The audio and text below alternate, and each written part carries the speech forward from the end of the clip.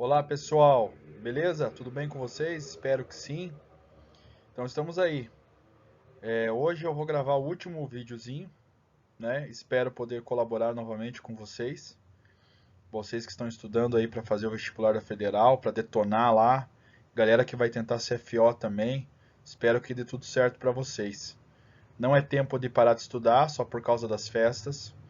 Eu digo isso, lógico que a gente tem que parar uns 2 dias para dar uma respirada, mas não dá tempo, galera. Cada dia que a gente estudar é um dia a mais ganho. São algumas questões que nós podemos ganhar lá no dia da prova.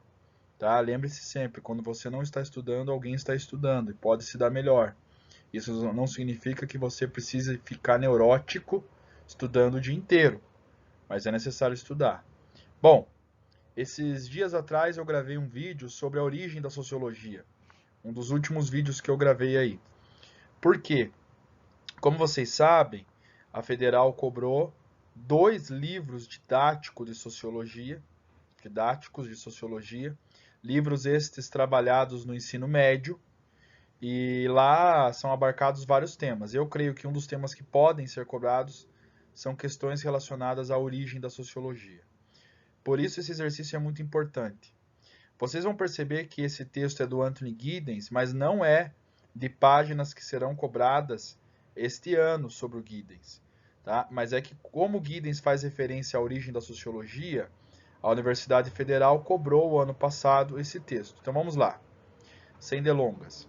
O estudo objetivo e sistemático da sociedade e dos comportamentos humanos é um desenvolvimento relativamente recente, cujos primórdios datam de fins do século XVIII, ou seja, período do Iluminismo, Revolução Industrial, transição para o século XIX, século do cientificismo, coisas que eu trabalhei naquela aula. Depois vocês podem dar uma olhada lá. Um desenvolvimento chave foi o uso da ciência para compreender o mundo. A ascensão de uma abordagem científica ocasionou uma mudança radical na perspectiva e na sua compreensão. Uma após outra, as explicações tradicionais e baseadas na religião foram suplantadas por tentativas de conhecimento, racionais e críticas. Então, aqui está tratando de mudanças na interpretação da sociedade. Muito bem. Agora menos pautadas na religião e mais pautadas na razão. Embora, como nós podemos perceber ao longo da história, nem todas foram tão racionais assim. Ou esse racionalismo não nos levou a bons rumos, mas não é o que nos interessa agora. O cenário que dá origem à sociologia foi a série de mudanças radicais introduzidas pelas 2 grandes revoluções da Europa dos séculos XVIII e XIX. Vamos guardar aqui essa expressão que não está em aspas por bobeira. Ela está em aspas porque tem uma relevância no exercício. Ó. 2 grandes revoluções dos séculos XVIII e XIX, ou seja, o século do Iluminismo, da Revolução Industrial, Revolução Francesa, ok? E o século do cientificismo também, séculos XVIII e século XIX. Todos os aspectos que eu trabalhei naquela aula sobre a origem da sociologia. A sociologia surge, portanto, querendo interpretar essas profundas transformações. Poderíamos citar outras também, por exemplo, Revolução Inglesa, que aconteceu no século XVII, poderíamos citar a independência dos Estados Unidos, que também acontece no século XVIII. Mas aqui estão sendo tratadas 2 grandes revoluções nos séculos XVIII e XIX, respectivamente. Preste atenção nisso. A ruptura com os modos de vida tradicionais desafiou os pensadores a desenvolverem uma compreensão tanto do mundo social como do natural. Os pioneiros da sociologia foram apanhados pelos acontecimentos que cercaram essas revoluções e tentaram compreender sua emergência e consequências potenciais. Anthony Giddens, Sociologia, blá blá blá blá blá. Lembrem que não é o texto do Anthony Giddens que será cobrado este ano. Mas como se trata da origem da sociologia e aqueles 2 livros didáticos são livros que serão cobrados, a origem da sociologia é um conteúdo possível de ser cobrado. Pois bem, vamos para as alternativas. Então, a gente já sabe que o texto trata da origem da sociologia, essa tentativa de interpretar a sociedade e esses acontecimentos novos e revoluções do século XVIII e XIX. Nós veremos como as datas são importantes aqui. Muito bem. Uma licença aqui para tomar meu café, que é o combustível, né? O veneninho aqui é o combustível do professor. Bom, vamos lá. Não tomo cachaça, mas tomo bastante café. Vamos lá. Quais são as revoluções a que Anthony Giddens faz referência? Então, século. Vou até anotar aqui em cima aqui, para vocês não esquecerem.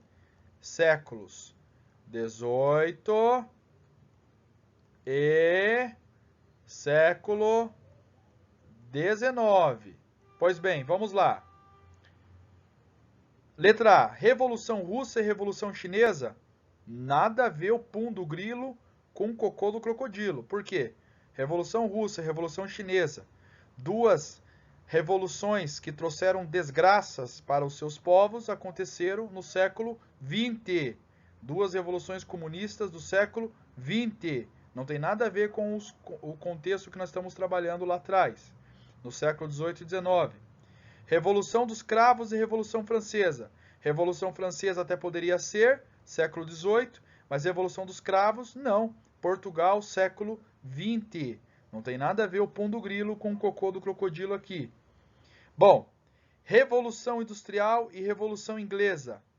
Revolução Industrial pode ser, porque ela abrange o século XVIII, primeira Revolução Industrial, e século XIX, segunda Revolução Industrial. A terceira Revolução Industrial, século XX. Então, a Revolução Industrial é um processo contínuo, né? Que começa no XVIII, passa pelo XIX e vai para o XX. Mas a Revolução Inglesa, a Revolução Gloriosa em específico, ela aconteceu no século XVII, pouco antes do final do século XVII. Então, não se enquadra aqui. Por isso que eu falei que as datas são importantes. Bom, letra D, Revolução Francesa e Revolução Industrial. Bom, essas duas revoluções, elas estão corretas. Primeiro, Revolução Francesa, século XVIII, 1789, ela tem início, né? E Revolução Industrial também começa no século XVIII e avança pelo XIX. Poderíamos colocar até o avanço para o século XX. Então, ela se enquadra nas datas e realmente são duas revoluções que trazem transformações profundas na sociedade. A Revolução Francesa, certo? Dá fim ao antigo regime na França, ainda que ele tenha voltado a existir com alguns solavancos ao longo do século XIX, mas ele tem o seu fim estrutural praticamente dado como certo com a Revolução.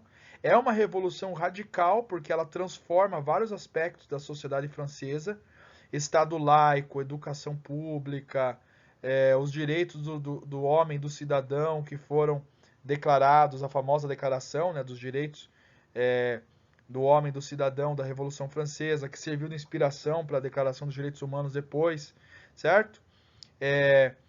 Enfim, perseguição à religião, mudança total em vários hábitos e costumes, culto da razão, etc. e tal. Foi uma revolução sangrenta, uma desgraceira só, certo? Mais gente morreu em um ano de Revolução Francesa do que em quase 1000 anos de antigo regime. Mas, em nome da liberdade, da paz e enfim, do progresso, para os revolucionários, pode-se matar quantas pessoas forem necessárias. E a Revolução Industrial, certo? Que também gerou muitas transformações. A consolidação da camada burguesa no poder, certo? Isso é muito importante. Consolidação da camada burguesa no poder, origem da classe operária, no início da Revolução Industrial, com muitos problemas sociais que surgiram, muita desigualdade, realmente péssimos salários, péssimas condições sanitárias, certo? Êxodo rural, num primeiro momento muitos desempregados nas cidades, uma pauperização da camada operária, certo? Então essa classe que ficou conhecida como operária ou proletária. Bom, a letra E não vai ter nada a ver, porque ela está muito genérica, Revolução Proletária. Aconteceram várias revoluções proletárias ao longo do século XX, E aqui não é dada, né, nenhuma em específico. Revolução comunista aconteceu algumas tentativas de revolução no século XIX, mas a primeira que se consolida mesmo é a russa, no século XX. Então não tem nada a ver. A resposta correta aqui, portanto, é a letra D, de dinossauro, certo? Ok? Então, pessoal, tomem cuidado com isso. Aqui nós temos várias evoluções que fazem parte dessa transição do período moderno para o contemporâneo, que é o período da origem da sociologia, de certa forma. Só que, embora a sociologia tenha se consolidado no século XIX, tá? Mas também geram transformações. Agora, as duas tratadas no exercício e as duas principais, estudadas pelos primeiros sociólogos, tanto em suas consequências quanto em suas transformações momentâneas ali, sem dúvida, a Revolução Francesa e a Revolução Industrial. Beleza? Muito bem. Como é o último vídeo do ano, meus amores e minhas amoras, eu quero deixar para vocês uma reflexão, tá? Trata-se de um texto da Bíblia Sagrada, escrito provavelmente pelo rei Salomão, que está em Provérbios, capítulo 16, versículo 1 ao 3. E é um texto que eu gosto muito, que me gera muito temor. Do homem são as preparações do coração, mas do Senhor a resposta da língua. Todos os caminhos do homem são puros aos seus olhos, mas o Senhor pesa o espírito. Confia ao Senhor as tuas obras, e teus pensamentos serão estabelecidos. Bom, nesse novo ano que surgirá, né, a gente sabe que para Deus, que é eterno, não há essa questão de descontinuidade de um ano para o outro, não há descontinuidade de tempo, porque ele está além do tempo. Mas para nós, didaticamente, a gente dividiu a história em tempo. Então, eu gostaria de dizer o seguinte: é um novo tempo, então, para nós. E a gente faz muitas promessas, a gente faz muitos propósitos, né? Vocês querem passar no vestibular, vocês querem ser pessoas melhores, querem prosperar, querem talvez ajudar os outros, querem, enfim, muitas boas intenções surgem no nosso coração. Mas Deus pesa o nosso coração. Ele não só pesa o nosso coração, pesa o nosso espírito, pesa quem nós somos. Então, nós só vamos conseguir ser pessoas melhores e fazer bons propósitos se o nosso coração também estiver confiando no Senhor. Se ele confia no Senhor, ele vai fazer com que os nossos planos sejam os planos dele. E aí sim, esses bons pensamentos serão estabelecidos. Porque se a gente não confia no Senhor, as preparações do nosso coração podem ser uma pequena máscara, às vezes até de hipocrisia, porque muitas vezes nós somos hipócritas, tentando disfarçar uma segunda intenção. Queremos sinalizar uma virtude para as pessoas quando falamos vamos ser melhor, vamos ser pessoas mais amorosas, como está na moda dizer agora, tal. Mas no fundo a gente tem visto aí que as pessoas que mais pregam virtude, muitas vezes são aquelas que mais caem em contradições. Temos visto aí nos últimos dias, né, um rapaz muito bem intencionado que critica todo mundo foi pego fazendo aquilo que ele criticava na internet. É o preço que se paga. Porque na verdade Deus pesa o nosso coração. Então que sejamos verdadeiros perante os outros e perante Deus. Eu não sei se você acredita em Deus ou não. Se você não acredita, eu respeito profundamente. Mas eu não poderia passar sem deixar essa palavra para vocês de um ano para o outro. Tem vários que estão acompanhando vários vídeos aí há um bom tempo. Então, vamos confiar no Senhor. E aí a gente não precisa ter medo do pesar do nosso espírito. Porque se a gente confia no Senhor, Ele sabe o que é melhor para nós. Pode não ser o melhor para o meu entendimento, mas para mim é o melhor, porque é o que Ele deseja.